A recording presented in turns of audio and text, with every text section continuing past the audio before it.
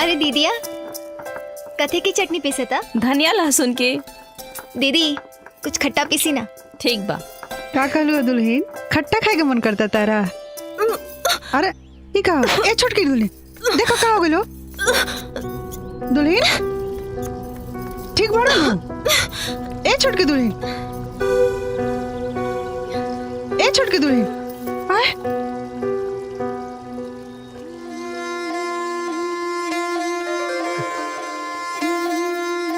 अरे पगलिया तू दुल्हन दुल्हन क्या करता रे? ओकर पीठ चला।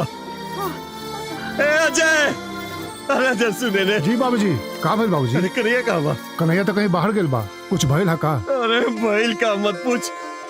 तू चाचा बने वाला बाड़े और हम दादा बने वाला बानी। तू एक काम कर, तू जो दुकान से मिठाई लेके पूरा गांव में बांट दे। हाँ जी, जी। जो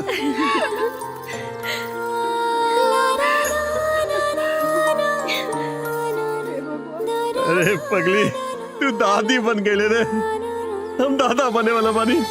हमरा घर में चिराग आई, हमरा खानदान के वारिस आ जाए, हम दादा बन जाए। हम लोहा यादव दादा बन जाइए।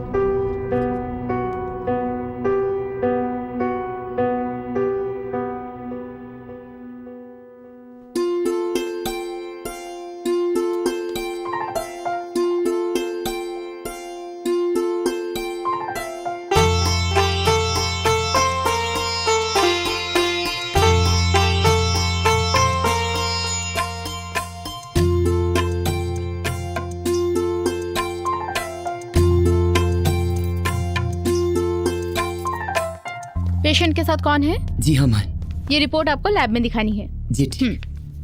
हाँ होता नहीं।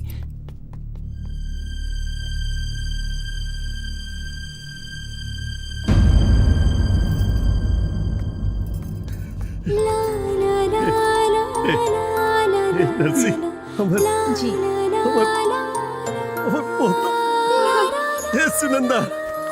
सुनंदा तू दादी बन गई रे, हम दादा बन गए रे।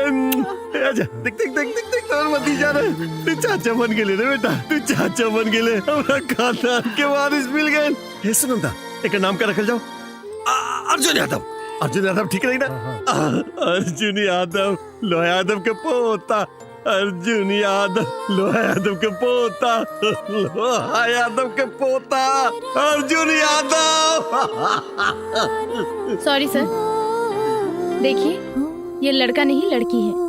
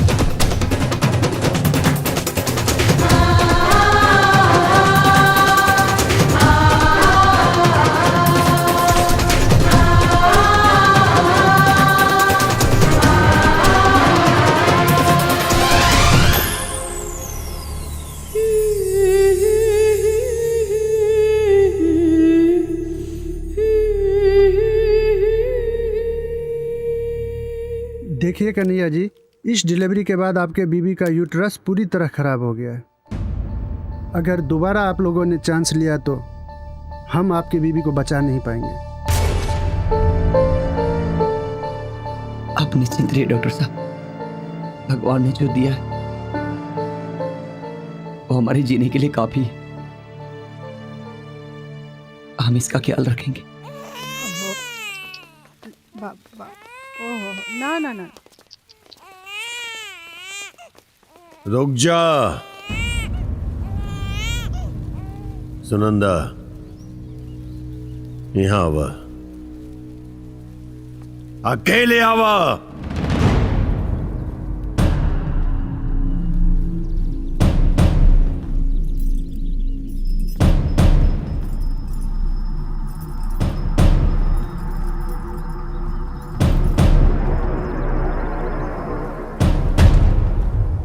तो दोनों मर्द मेहरारू एक बात ध्यान से सुन ले कि तू दोनों के हमरा वचन देवे के पड़ी कि 1 साल के भीतर हमके हमरा गोद में हमार पोता देवे। लोहा बाबू, दुनिया कहां से कहां चल गई। अरे वो पोता करट लगौले बनी, नजर बदली नजरिया बदल जाए। आजकल पोता पोती में कोनो फर्क नहीं। फर्क मत समझाओ हमरा। हम तो के पैदा कैले बानी, तू हमके पैदा नहीं के कैले। पूरा दुनिया में हमेशा बेटा ही वंश के नाम आगे बढ़ावेला, बेटी ना। भाऊजी, ये मासूम के देखी तो पहले आए देखिए मासूम के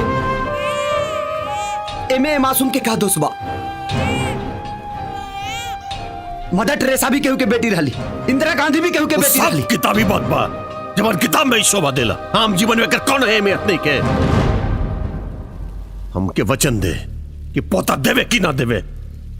बाबूजी, डॉक्टर मना की लेबा कि दोबारा अगर बच्चा ट्राई करब ना तो रुक्मिनी की जान चल जाए। जान चल जा तो जान चल जा दे, कौन परवाह नहीं के हमके। हमने खानदान के चलावे वाला वारिस चाहिए तो चाहिए, कौन कीमत पर चाहिए हमरा। चुप चुप चुप, केहू ना बोली आज हमने के बीच में। बोल हाँ कि ना।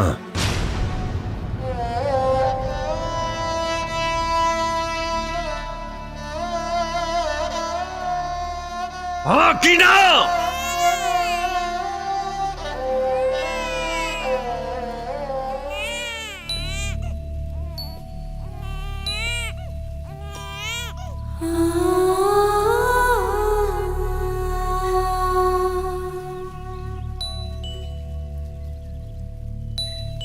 ना भाऊजी, रुक्मिनी के साथे साथ फेरा लेते समय हमका के वचन दिले रानी कि उम्र के तीनों पड़ाव में हमकर साथ दे, और वह जीत के वजह से हम ये अपन वचन नहीं की तोड़ सकत। अगर तुहरी है फैसला बा तो हमरो अंतिम फैसला सुन ले। या तो तू हमरा ये वंश के चलावे वाला पोता देवे कि आज से ये घर के दरवाजा हमेशा खातिर तानी खातिर बंद, हरा जरबी से।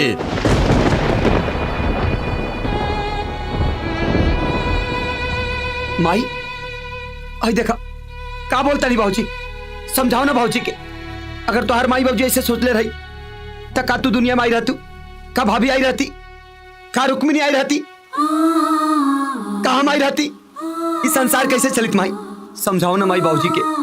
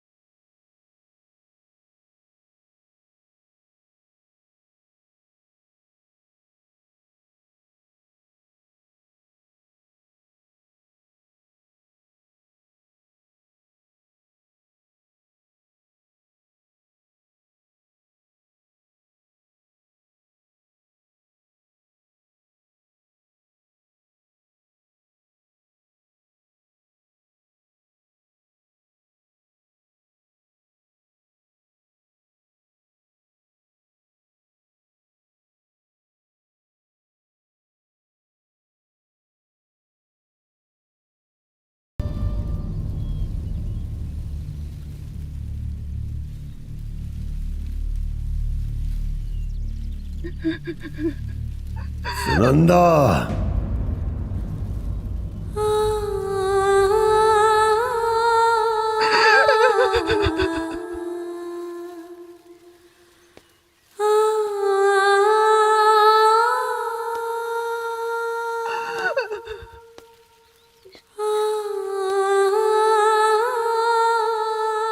रुक्मिनी,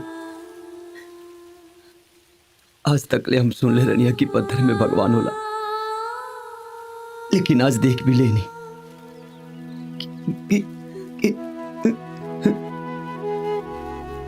कि हर पत्थर में भगवान ना होला।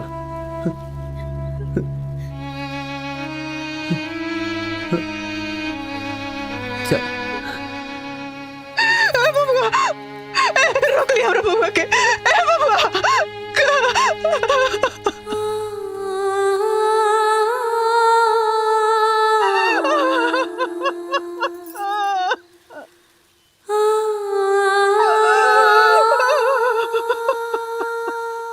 जाओ जाओ, मुंह देखता नहीं कि तू अपना बेटी के साथ है, कब तक जिए ले। जाओ।